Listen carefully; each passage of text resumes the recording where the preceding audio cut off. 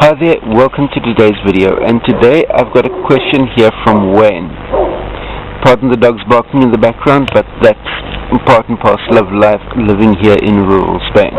But be that as it may, I've got a question here from Wayne. Wayne's wanting to know, I've been running for a year and a half, this year I've run 13 races, which includes 2 marathons and 7 half marathons. I'm wanting to do the Salt Flats 50 miler in April. Is that enough time to build up the endurance for 50 miles?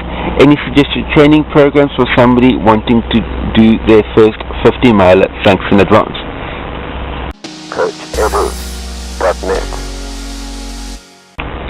Well, first and foremost, Wayne, what I'd say is superb kudos to you for knocking back the 2 marathons and 7 halves. I've got no idea what type of pace, what type of times you're running there, where your fitness, where your strength levels are. So the last thing I'd want to do is to push you into any specific training program that will maybe be overtaxing your body and land you up with an injury and scalper your prospect of being able to hit the right fitness, the right form come that 50 miler. But at the same time, what I'm going to be doing is use this opportunity to show you and everybody else what I refer to as the pyramid scheme of running, as far as how you progress through the running distances to be able to do so completely injury-free long term. So without further ado, let's go and have a look at how the pyramid system works, and then we'll be able to meet back up here quickly and do a quick conclusion. Okay, first things first, let's have a look at how the standard newbie athlete deals with working up through the distances when it comes to their running. Normally, you'd start off with, say for instance, your first 5k. Then on top of that, once you've achieved 5k, you feel super good about yourself and you go on and you do a 10k. And what many people do is, straight on top of a 10k, they now go and try a half marathon. And once you've tried your half marathon, you then progress on and then you do a marathon. And then if you want to push yourself even further, you do a 50 miler, and then on top of that you do a 100 miler. So what happens is you've got a progression line that looks like that. And if you have to show this to any architect, where you're telling them that your foundation is here and you're building a tower that looks like that, the architect, as soon as he sees this, is going to tell you that tower is going only one way and falling over. So the whole tower falls over, and what does that fall over mean? That falling over tower means either burnout or it means injury. There's no ways that this type of a tower formation can sustain itself. So which is why whenever I deal with newbie athletes, what I tell them is, okay, what is your goal distance? Say for instance your goal distance is to be able to run a half marathon when you're starting out. Well, before you get to run a half marathon, you need to have completed 3 10Ks.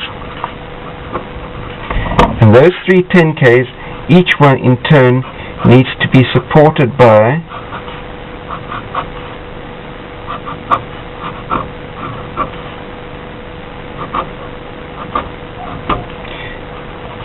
each 10k gets supported by 3 5ks. So in other words, 9 5ks support 3 10ks support 1 half marathon. Then if you're wanting to push yourself up to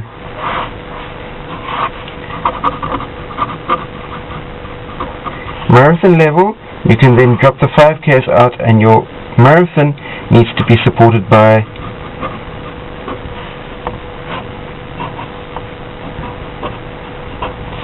3 halves, and your 3 halves in turn need to be supported by a base structure that is 9 by 10k.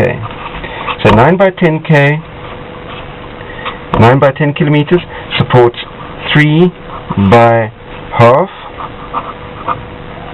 supports 1 by marathon. Likewise, if your goal is to be able to run a 100 miler, a 100 miler needs a support base underneath it of 3 by 50 milers. And your 3 by 50 milers need to be supported by 9 by marathon.